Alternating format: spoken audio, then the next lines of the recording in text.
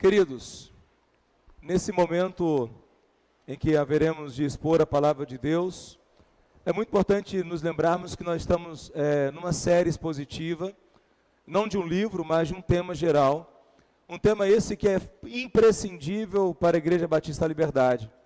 Nós estamos, ao longo dessas semanas, iniciamos semana passada, tratando sobre os fundamentos da igreja sadia. Se nós queremos ter uma edificação sólida, ela precisa ter fundamentos sólidos. Domingo passado, os irmãos se lembram que vimos que Jesus, ele é o cabeça e o edificador da igreja. Jesus Cristo tem toda a autoridade, ele é o cabeça da igreja, é ele quem edifica a sua igreja.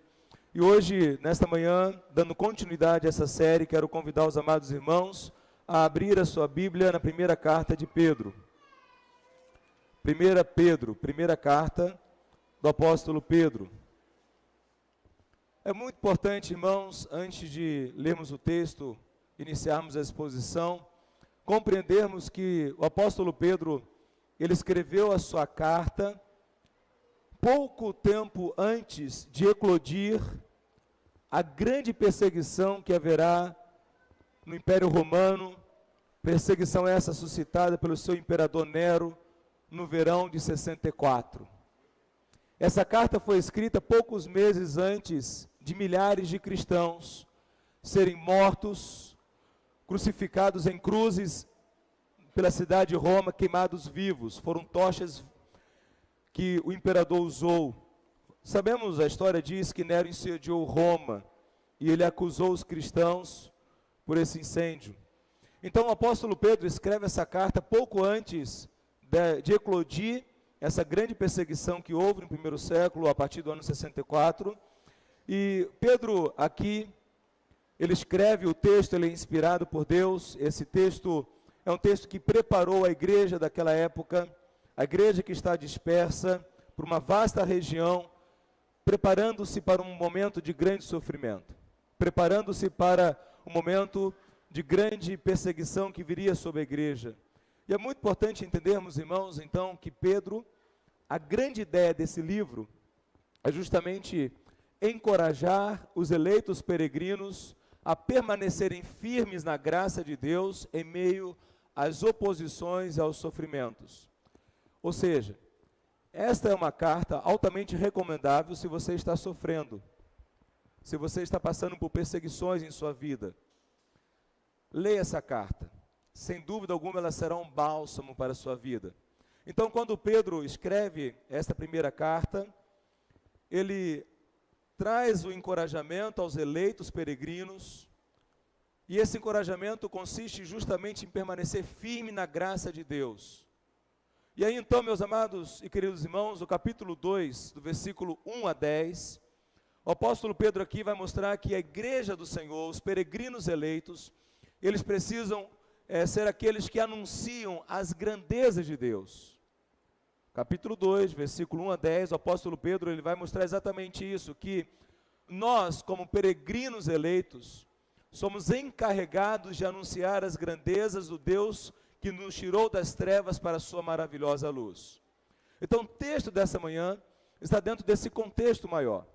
Por isso, então, querida igreja, eu quero convidá-los, abra sua Bíblia, na primeira carta de Pedro, capítulo 2, versículo 9 a 10.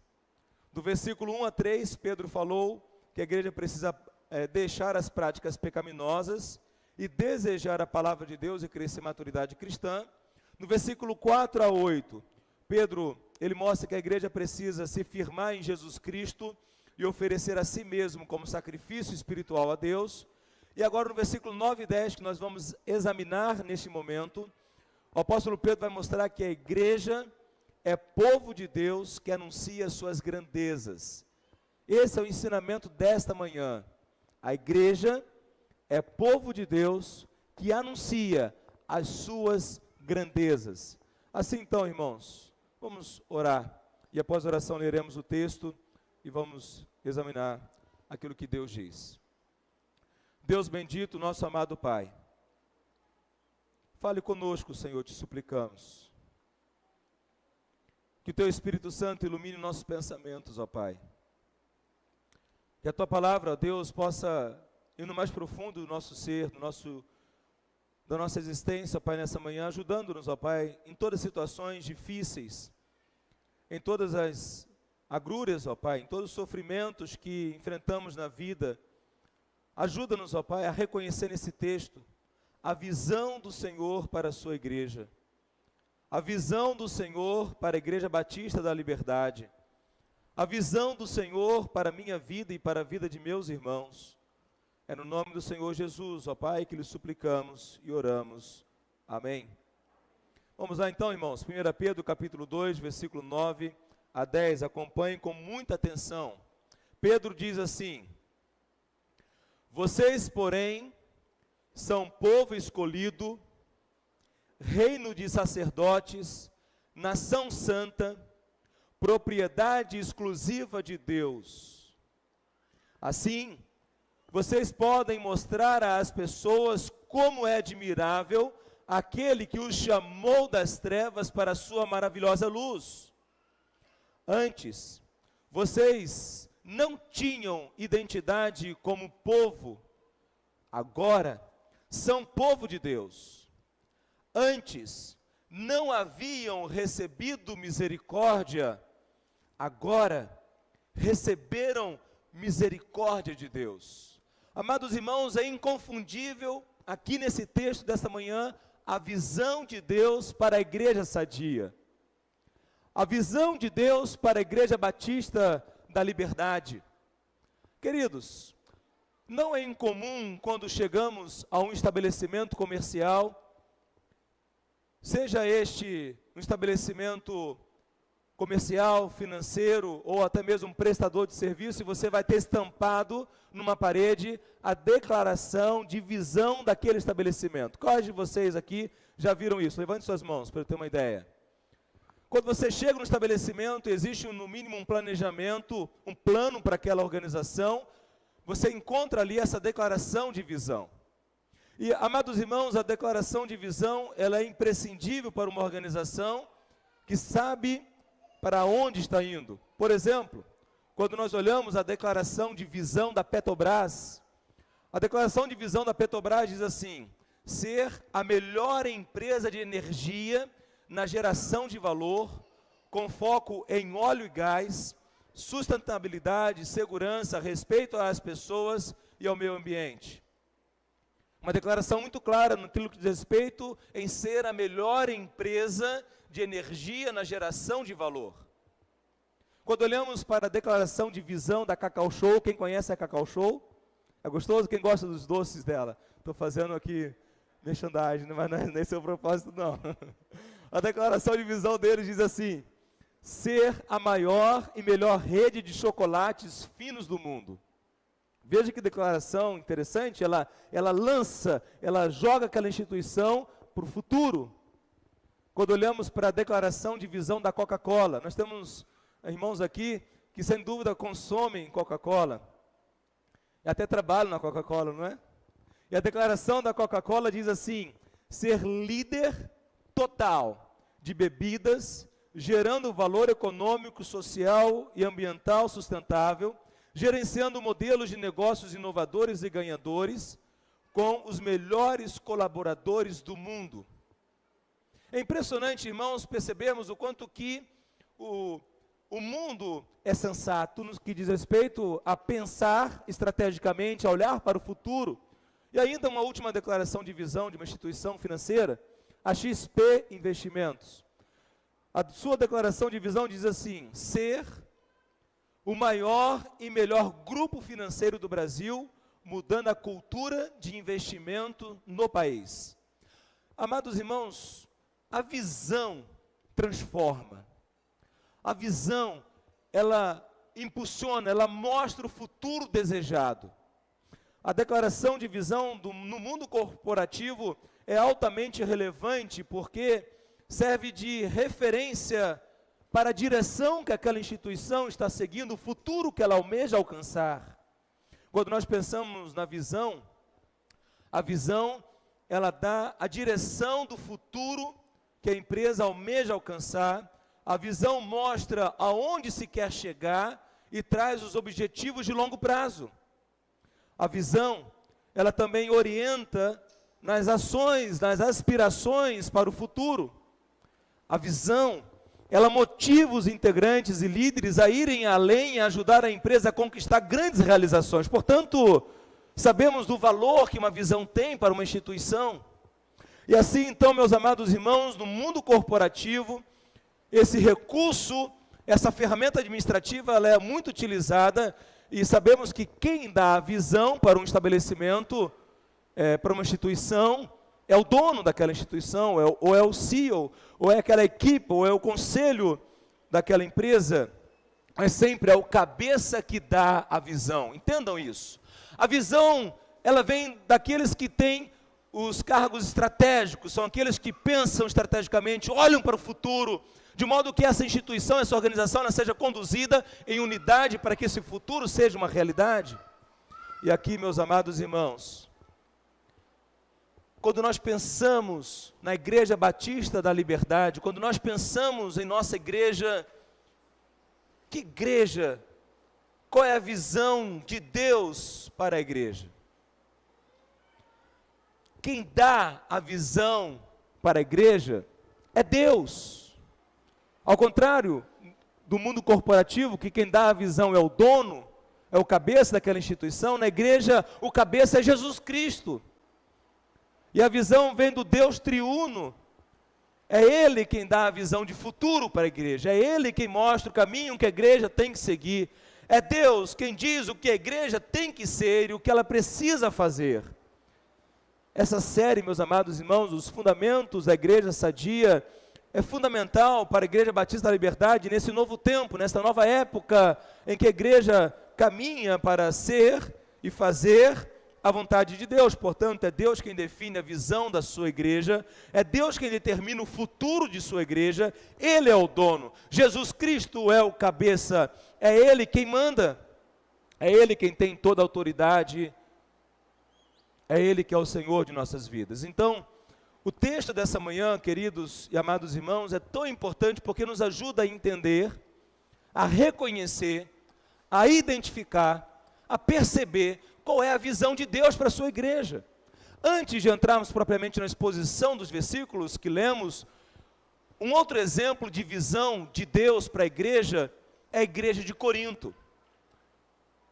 Nos últimos 2 domingos à noite expomos textos em Coríntios e nós vimos ali que a igreja de Corinto é uma igreja doente, é uma igreja enferma, é uma igreja cheia de pecados, é uma igreja que estava apostatando da fé, uma igreja que estava naufragando na fé com apenas 4 anos de organização.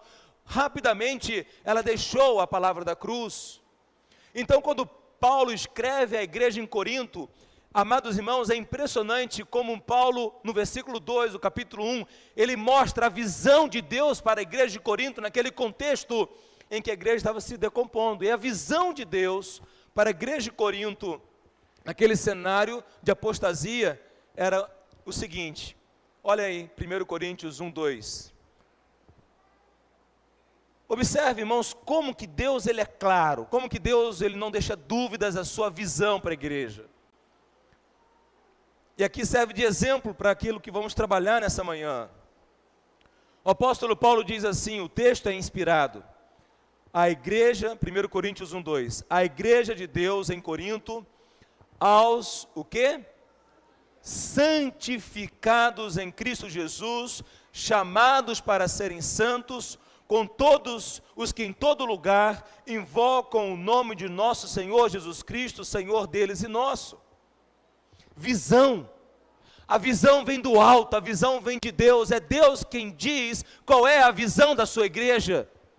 E aqui, no contexto de Corinto, como exemplo introdutório que trago aos irmãos, nós reconhecemos que a igreja de Corinto, muito embora estivesse lambuzada por tantos pecados, pecados de idolatria, de imoralidade, de murmuração, de cobiça, de pôr Deus à prova, embora estivesse lambuzada no pecado, como um porco que ama a lama, que se joga na lama, que se delicia na lama, assim estava a igreja de Corinto. O apóstolo Paulo diz que eles são o quê? Santificados. Irmãos, aos santificados em Cristo Jesus. E aí ele continua, não somente vocês já são santos, por causa da sua posição em Jesus Cristo, mas não somente já são santos, como vocês são chamados para ser santos. Ou seja, nós temos um primeiro momento monergismo, aqui é Deus quem santificou, é Deus quem fez a obra, é Deus quem separou o seu povo, é Deus que elegeu a sua igreja, e ao mesmo tempo, esse mesmo Deus, ele chama a sua igreja a agir, o sinergismo.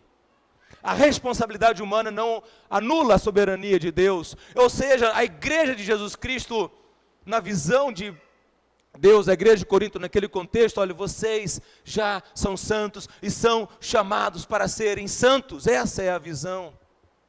E aí então, queridos irmãos, o texto que vamos expor nessa manhã, estudá-lo, vai exatamente nessa mesma direção. Enquanto que Paulo está mostrando que Deus, para a visão da igreja de Corinto, é que eles já eram santos e deveriam viver uma vida santa, essa é a visão, aqui na carta do apóstolo Pedro, nós encontramos a visão de Deus, naquele contexto de perseguição, naquele contexto de sofrimento, naquele contexto em que os cristãos estavam dispersos, e aqui, meus amados irmãos, Pedro, como instrumento vivo de Deus, mostra aos cristãos peregrinos, e Pedro diz que aqueles cristãos peregrinos, eles são cristãos eleitos por Deus, é a expressão bíblica, é teologia bíblica. Deus os elegeu, e Deus os elegeu, Deus os santificou, Deus os purificou, para agora, como igreja do Senhor Jesus, reconhecerem e saberem quem eles são. E aí, amados irmãos, 1 Pedro 2, 9, deixe sua Bíblia aberta, não feche. O apóstolo Pedro diz assim na versão Almeida século 21, vós sois, nessa versão que ontem eu ganhei de presente da igreja, nova versão transformadora, diz assim, vocês porém são. Amados irmãos, qual é a visão de Deus para a Igreja Batista da Liberdade?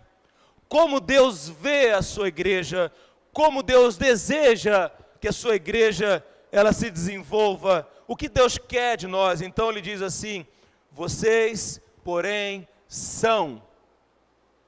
Visão. E é a diferença interessante aqui, meus amados irmãos, do mundo corporativo e da igreja de Jesus. Enquanto que no mundo corporativo a visão vem do seu dono, do proprietário, do CEO, do conselho, daqueles que ocupam cargos estratégicos, na igreja vem de Deus. Olha o paralelo.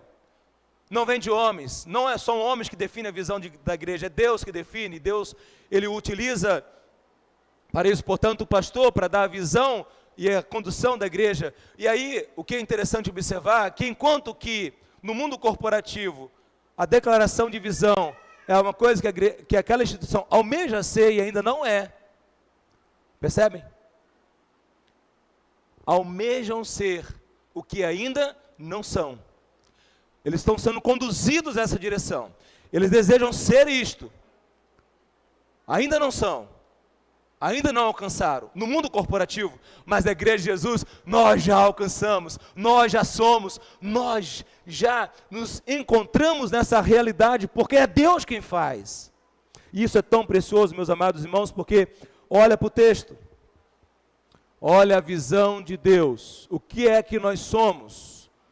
Pedro dirá, geração, todos comigo por favor, geração eleita, sacerdócio real, nação santa, povo de propriedade exclusiva de Deus. Observe que são as mesmas palavras de Paulo, não há nenhuma diferença. Paulo diz aos santificados em Cristo, não é isso? Chamados para ser o quê? Santos. Aqui Pedro está dizendo a mesma coisa, agora acrescentando alguns detalhes, algumas informações importantes. Olha que lindo, meus irmãos. Novamente, todos juntos comigo. Mas vós sois, repetem por favor, mas vós sois geração eleita, sacerdócio real, nação santa, povo de propriedade exclusiva de Deus. É isto que somos. Esta é a visão de Deus para a Igreja Batista da liberdade. Amada e querida igreja, imagine você do dia para a noite perder a sua casa. Imagine você ter labutado anos e anos e anos, empreendeu todas as suas competências e conseguiu realizar o seu sonho. Comprei minha casa própria, comprei meu carro zero, comprei a minha chácara, comprei a minha fazenda, comprei a minha empresa, sou dono de uma multinacional. Imagine você ter tudo isso e do nada começa a perseguição e tudo isso lhe é tirado de suas mãos. Essa é a realidade dos cristãos que receberam essa carta do apóstolo Pedro. Realidade esta que se estabeleceu poucos meses depois, ou poucos anos depois que Pedro escreveu. Imagine, irmãos, perder tudo. Perder tudo que o dinheiro pode comprar. Perder tudo que o mundo pode lhe dar. E quando você perde tudo, você descobre que tudo que você achava que tinha não tem valor algum. E o seu verdadeiro valor está em quem você é em Cristo Jesus. O nosso verdadeiro valor, o valor da nossa vida, da nossa existência, não está nos bens que possuímos, não está naquilo que o dinheiro pode comprar, não está naquilo que o mundo nos oferece, mas o nosso verdadeiro valor, a nossa identidade, aquilo que somos e para aquilo que existimos, irmãos, está em Jesus Cristo, Senhor. E por causa de Jesus Cristo, na sua obra na cruz, os irmãos me cansarão de ouvir, e sempre falarei isso com a graça de Deus, a palavra da cruz, a obra de Cristo na cruz, a atração do nosso velho homem, o corpo de Cristo, a nossa crucificação, o nosso sepultamento com Cristo, a nossa ressurreição com Cristo, meus irmãos. Aí reside o verdadeiro valor da nossa existência. Existimos para a glória de Deus, fomos salvos por Ele. Então Pedro, como instrumento vivo nas mãos de Deus, escreve o texto, e o texto é inspirado, o texto que mostra o que nós somos. Amados irmãos, quando nós olhamos geração eleita, o que é geração eleita? Geração eleita remete ao conceito, à ideia de nascer de novo. Quando Jesus Cristo está com Nicodemos, o que Jesus fala a Nicodemos? O que realmente te importa é nascer de novo, não é ser religioso. Irmãos, religiosidade não religa ninguém com Deus.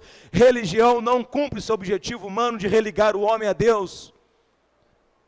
Nós somos reconciliados com Deus por meio da obra da cruz. Então, geração eleita remete ao novo nascimento. Nasceram de novo para proclamar as grandezas de Deus, que dá nova vida aos que confiam em Cristo Jesus.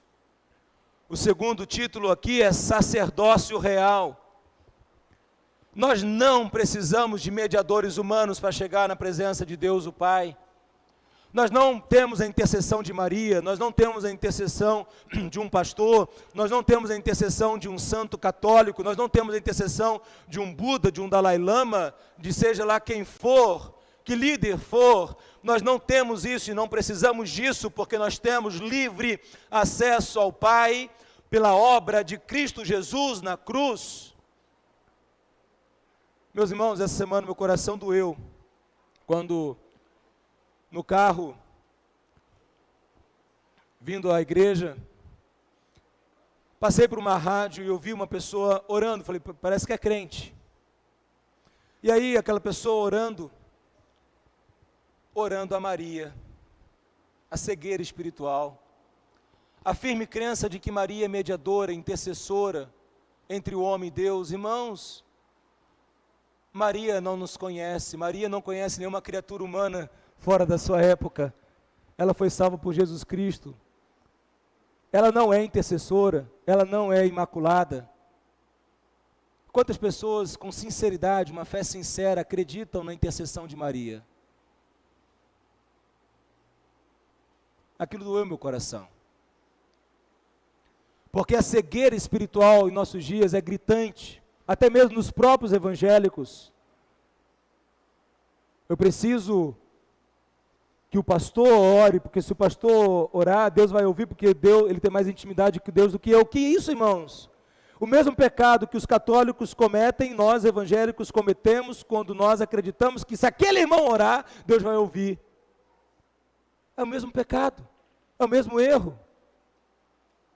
Quando nós somos regenerados, o Espírito de Deus nos regenera, nós exercemos o nosso próprio sacerdócio, individualmente. Cada um de nós temos livre acesso a Deus, o Pai. E, amados irmãos, isso se faz pela obra de Jesus Cristo na cruz, para proclamar o perdão, a obra de Jesus Cristo na cruz que nos dá o perdão e a certeza de que em Jesus Cristo nós somos novas criaturas. Terceiro título, qual que é? Nação santa. São separados. Olha só, irmãos, vós sois o quê? Separados. Aqui, santo, refere-se àquilo que Deus separou. Olha, presta atenção nisso. Santo, hagios, Deus pegou, pinçou e separou para ser exclusivo dele.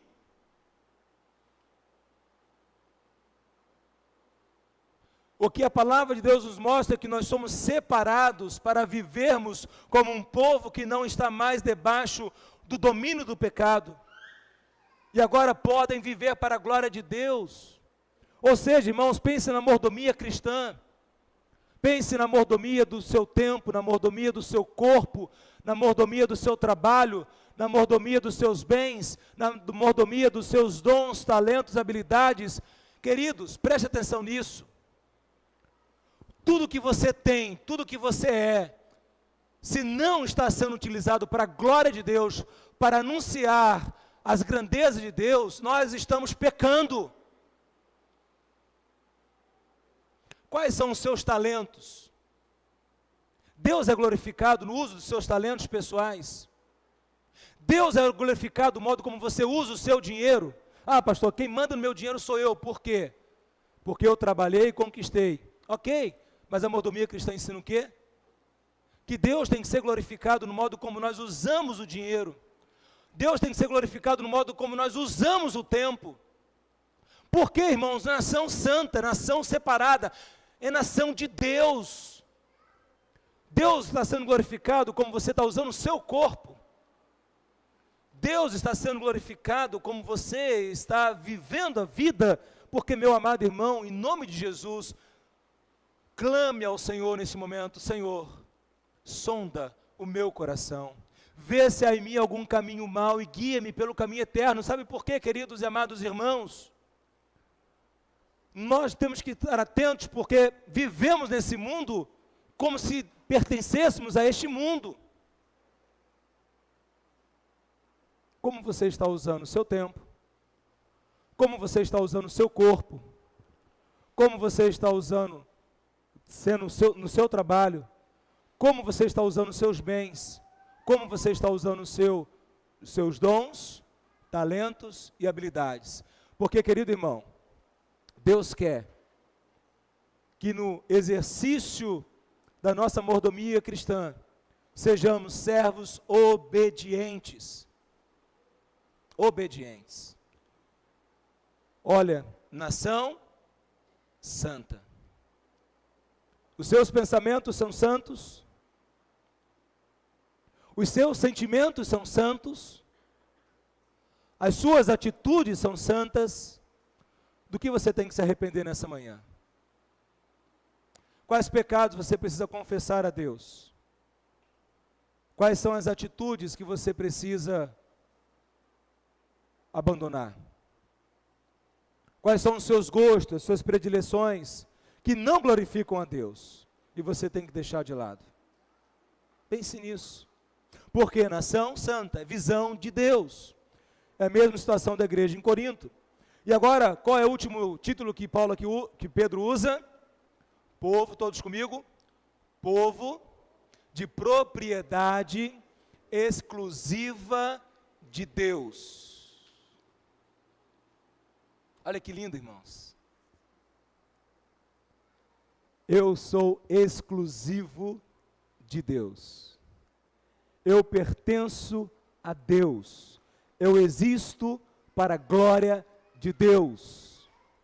Isso é magnífico, porque quando nós entendemos isso, à luz das Escrituras, muda tudo em nossa vida. Tudo que fazemos, de fato, objetivamos a vontade, realizar a vontade de Deus. E aí então, amada igreja, investigue a sua vida, avalie, pare e reflita. Você reconhece, você verdadeiramente foi atraído à obra de Jesus Cristo na cruz? Você crê que morreu com Cristo, foi sepultado com Ele, ressuscitou com Ele, agora não está mais escravo do pecado, sob domínio do pecado? Como está a sua vida? Investigue a sua vida. Você reconhece que tem livre acesso a Deus, o Pai, por meio de Jesus Cristo, o Senhor, o único mediador? Então, como está o seu tempo a sós com Deus? Como está a sua leitura diária da Bíblia? Como está a sua prática bíblica? Como está a prática da oração? Você tem utilizado os recursos que a igreja tem lhe oferecido para o seu tempo a sós com Deus? Investigue a sua vida. Você reconhece que Deus te salvou para viver uma vida santa? Você reconhece o que ainda não é santo na tua vida? O que está errado em tua vida? Você reconhece que Deus é dono da tua vida? Você reconhece que é Ele que verdadeiramente manda em você? Então o que precisa mudar? O Senhor Jesus demonstrou graça e compaixão. Aos pecadores arrependidos, o que Ele dizia? Perdoado, todos comigo, estão os teus pecados. Só isso?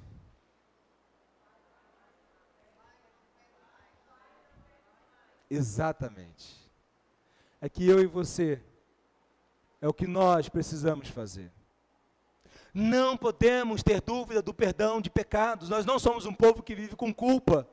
Nós não somos um povo que vive acorrentado. Nós não somos um povo que vive naquela situação esmorecida, na qual perdemos a esperança pela vida, mas nós somos um povo livre em Jesus Cristo. Por isso, vem para a liberdade. E quando nós lançamos esse hashtag, vem para a liberdade, é a liberdade em Cristo, e a liberdade, a Igreja Batista da Liberdade, que anuncia a obra do Cristo crucificado e ressurreto. É para que vivamos de maneira livre, irmãos, fora do domínio do pecado. Então a pergunta é: qual é a visão de Deus para a Igreja Batista da Liberdade? Qual é, meus amados irmãos, a visão de Deus para a sua vida? O que Deus quer da Igreja Batista da Liberdade? Pense nisso. O que Deus quer da sua vida? Olhemos para o futuro, porque a visão aponta o futuro. Mas nós olhamos para o futuro, já sabemos o que nós somos em Jesus Cristo, e sabendo o que Deus quer de nós. Então, meus amados irmãos, quando pensamos na Igreja Batista da Liberdade, o que Deus quer da Igreja Batista da Liberdade no seu jubileu de ouro? O que Deus quer de nós como igreja do Senhor Jesus, quando nós olhamos para o futuro dessa igreja? O que Deus quer de nós? Qual é a visão de Deus para a igreja? Isso eu quero, em nome de Jesus, convocar a igreja a orar para que Deus claramente nos faça compreender, discernir aquilo que a Bíblia diz sobre qual é a visão dele para a Igreja Batista da Liberdade, o que ele quer de nós ao longo dos dias, das semanas, dos meses, dos anos. O que Deus quer de nós, o que Deus quer que nós sejamos quando essa igreja celebrar 50 anos de organização. Qual é a visão de Deus? Essa é a visão de Deus que trará unidade, essa é a visão de Deus que fará com que todos nós possamos estarmos prontos, unidos, trabalhando na obra do Senhor, com força, com alegria, com firmeza, anunciando o Cristo crucificado e o Cristo ressurreto. O que Deus quer da Igreja Batista da Liberdade, o que Deus quer que a Igreja Batista da Liberdade faça ao longo dos próximos anos. Amados irmãos, isso é impressionante, isso é imprescindível. Então vejamos, versículo 9. Agora eu vou ler o seguinte: mas vós, Igreja Batista da Liberdade, é a geração eleita, sacerdócio real, nação santa, povo de propriedade exclusiva de Deus. E agora eu digo a você, meu amado irmão e minha amada irmã, você é, em Jesus Cristo, geração eleita, sacerdócio real, nação santa, povo de propriedade exclusiva de Deus. Você é exclusivo de Deus. Então, precisamos sair do mundo. Não podemos nos prostrar ao mundo. E o texto continua. Ele mostra a identidade e mostra a missão. Olha a missão. Para que finalidade? Qual é a finalidade desse povo que é propriedade exclusiva de Deus? Qual é a finalidade de Deus, irmãos? Todos comigo, em uma só voz. Para que anuncieis as grandezas daquele que vos chamou das trevas para a sua maravilhosa luz. Essa é a missão de Deus para a sua vida e para a minha vida. Amados irmãos, muitas vezes, mas Senhor, qual é a tua vontade para a minha vida? Deus, eu não sei qual é a tua vontade. Deus, qual é a sua vontade? Senhor, qual é a sua vontade? Irmãos, nós não temos que fazer essa pergunta, porque já sabemos a resposta. A vontade de Deus é que eu e você, que nós anunciemos as suas grandezas. A vontade de Deus é que eu e você sejamos testemunhas das grandezas de Deus. E aí então, ele diz assim: vocês podem mostrar às pessoas como é admirável aquele que os chamou das trevas para a sua maravilhosa luz. Essa é a vontade de Deus, que nós anunciemos, mostremos, testemunhemos às pessoas o quê? Como Deus é admirável.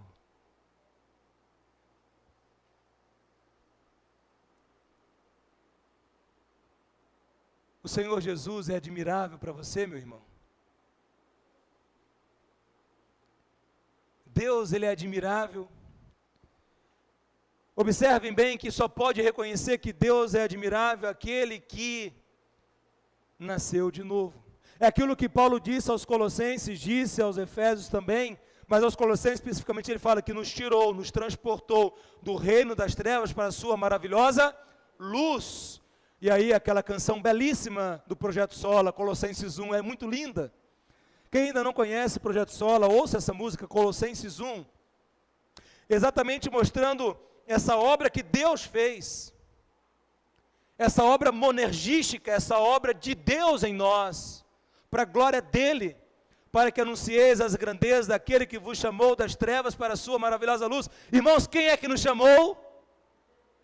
Quem é que nos tirou? Quem é que nos resgatou? Foi Ele, porque foi Ele quem nos amou primeiro.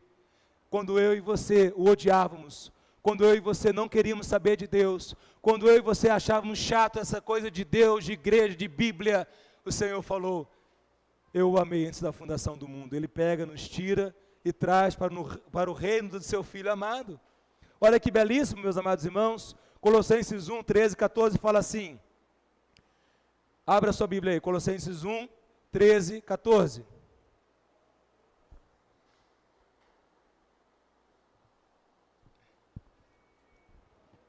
Diz assim: Ele nos tirou do domínio das trevas e nos transportou para o reino do seu Filho amado, em quem temos a redenção, isto é, o perdão dos pecados. Colossenses 1, 13 e 14. Observe o verbo. Quem é o agente? Somos nós? Somos nós? Não. Quem é o agente? É Deus. É esse Deus que eu amo, irmãos. Esse Deus que me amou quando eu o odiava. Esse Deus que me amou quando eu não o desejava.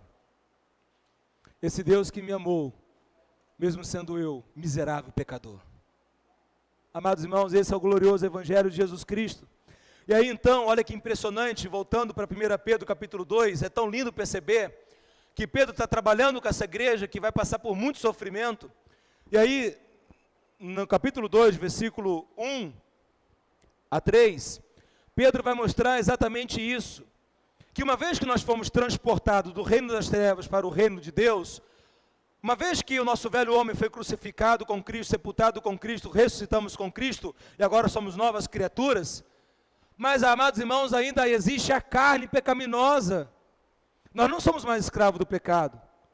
Nós não somos mais agora pessoas que têm um velho homem existindo em nós. Nosso velho homem não existe mais. Somos novas criaturas, mas tem a carne. E a nossa luta contra a carne. E aí então, Pedro vai falar, olha o capítulo 2, 1 a 3. Portanto, olha na sua Bíblia, por favor. 1 Pedro 2, 1. Portanto, deixando toda o quê? Comigo? Malícia, engano, fingimento, inveja, difamação. Olha, vocês precisam deixar as obras da carne. Percebe como Pedro e Paulo se conversam? Percebe como Pedro, Paulo e João se conversam? Percebe como Pedro, João, Paulo e o Senhor Jesus se conversam? É a conversação bíblica, é a conversação canônica. E aí então, meus amados irmãos, nós temos aqui exatamente isso. Nós só podemos anunciar as maravilhas de Deus se mortificarmos a nossa carne, se necrosarmos a carne pecaminosa que possuímos. Por isso que Paulo, quando fala aos Gálatas, ele fala o quê? Não satisfazeis as concupiscências da carne. Ou seja, qual é a visão de Deus? É que a igreja é dele. E a igreja existe para o quê? Anunciar as grandezas, as maravilhas do Senhor, que nos tirou das trevas e nos trouxe para o seu reino. Então agora, como membros, como súditos do reino de Deus, como discípulos de Jesus Cristo, nós temos que mortificar a carne. Por que podemos mortificar? Porque o velho homem foi morto, foi sepultado, somos novas criaturas, estamos em Jesus, somos livres do domínio do pecado, não somos mais escravos. E então agora nós temos uma transformação, por isso nós somos o quê? Santos, e chamados para ser o quê? Santos. E aí então, meus amados irmãos, ele fala o versículo 2, olha o versículo 2.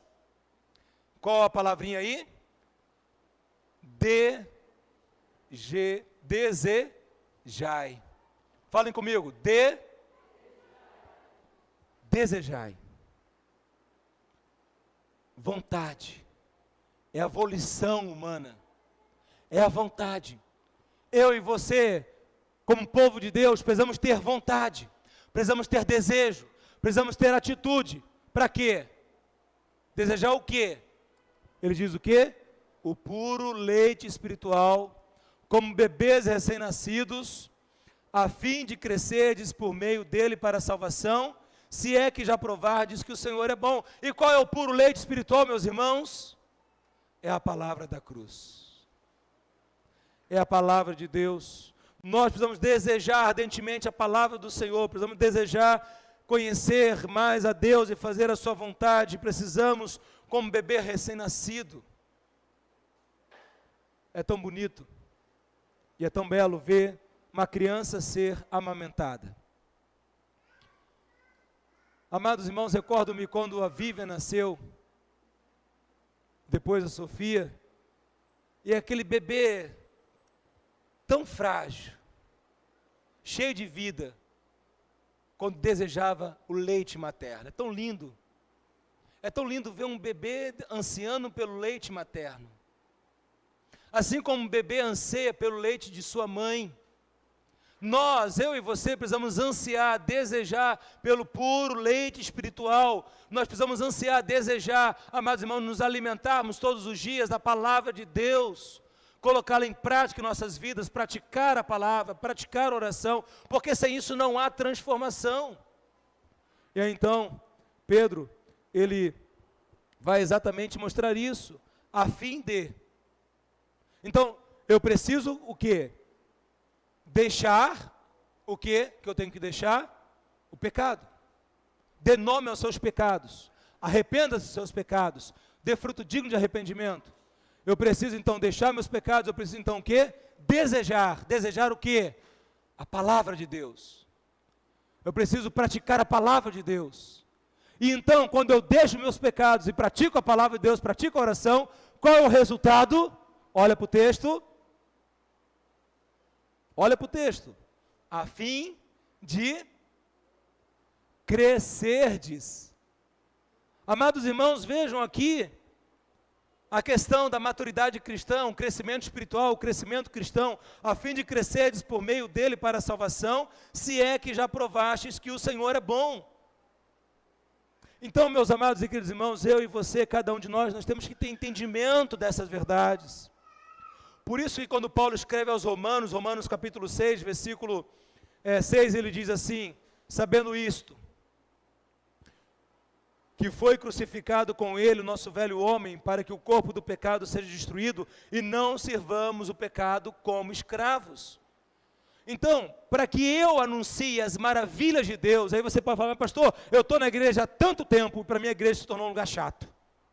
Eu não tenho mais prazer, pastor, em estar em comunhão com a igreja. Eu não tenho mais prazer de participar do culto. Eu não tenho mais prazer de orar. Eu não tenho mais prazer de ler a Bíblia. Eu não tenho mais prazer de nada, de trabalhar na obra do Senhor, porque eu perdi o prazer de tudo. Isso acontece, irmãos. Você não é o primeiro, e infelizmente não vai ser o último. Por que isso acontece em nossas vidas? Queridos, porque se nós não vigiarmos, Jesus, ele falou: vigiai, vigiai, vigiai, vigiai. Tende cuidado. Então, observem bem, precisamos o quê? Crer no perdão de Deus, no amor de Deus, no chamado de Deus. Deus nos salvou das trevas, Deus nos tirou do caminho do inferno e nos trouxe para o seu reino, para que vivamos para a sua glória, com tudo que temos e somos. Então, meu amado irmão, minha querida irmã, não fique acomodado, não fique parado no banco, não seja uma pessoa que somente frequente a igreja, mas seja um discípulo de Jesus, comprometido com a obra do Senhor, que fala: eu quero, Deus, viver para a tua glória, eu quero trabalhar na tua obra, eu quero fazer parte desse futuro da igreja Batista da Liberdade, eu quero ser um instrumento vivo em suas mãos para a tua glória, porque essa é a tua vontade, Deus. Não enterre os seus dons espirituais, não enterre seus talentos naturais, não enterre as habilidades que você tem desenvolvido no seu local de trabalho, na sua vida, onde quer que seja, mas use tudo para a glória de Deus. Entendem a visão de Deus? Por isso, meus amados irmãos e querida igreja, a palavra de Pedro é tão importante para nós nesta manhã. Por isso então que Pedro fala, voltemos para Pedro, capítulo 2, versículo 9 e 10, vocês, porém, são povo escolhido, reino de sacerdotes, nação santa, propriedade exclusiva de Deus, assim vocês podem mostrar às pessoas como é admirável aquele que os chamou das trevas para a sua maravilhosa luz. Antes vocês não tinham identidade como povo, olhem aqui que lindo, antes vocês não tinham identidade como povo, agora vocês são o quê? Povo de Deus.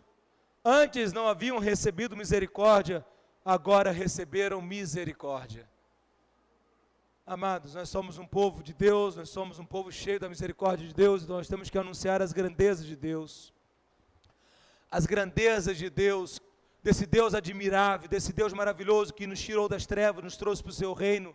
As grandezas de Deus, que são diárias, estão aí para ser vista por todos, por meio da sua graça comum, as grandezas de Deus que se revelam em toda a sua criação, as grandezas de Deus que alcança o nosso pensar, sentir e agir, as grandezas de Deus que transformam um matrimônio destruído, as grandezas de Deus que transformam filhos, transformam pais, que transformam famílias, as grandezas de Deus que transforma a alma batida, que deseja dar fim à sua própria vida. Essas são as grandezas de Deus, a sua obra na cruz, o seu amor, a sua glória, a sua majestade. Por isso, amada igreja, qual é a visão de Deus para a Igreja Batista da Liberdade? Qual é a visão de Deus para a sua vida?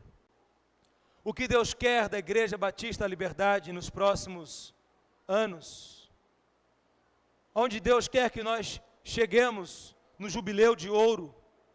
O que Deus quer de você? O que Deus quer de mim? Como devemos olhar para o futuro da Igreja Batista da Liberdade? Como você deve olhar para o futuro da sua vida? Amados irmãos, a visão indica o futuro. A visão ela reflete aquilo que a igreja entende ser a visão de Deus na e para a comunidade que ela está inserida e planeja estar nos próximos anos. A visão de Deus para a igreja sadia, ela tem como base 1 Pedro capítulo 2, versículo 9 a 10, tem como base 1 Coríntios, primeira carta de Paulo aos Coríntios, capítulo 1, versículo 2, e tantos outros textos. Então, que tipo de igreja nós entendemos e reconhecemos a palavra de Deus, que Deus quer que sejamos a cada dia? O que Deus quer de nós, à medida que anunciarmos as suas grandezas? Eu quero convidá-lo, em nome de Jesus, a consagrar a sua vida ao Senhor. Quero convidá-lo a fechar os seus olhos e faça como o salmista fez: Senhor, sonda-me. Ao longo dessa mensagem, a palavra de Deus confrontou o seu coração, confrontou a sua mente. Ao longo dessa mensagem, pecados que você tem cometido veio em seus pensamentos. Arrependa-se deles, confesse ao Senhor agora.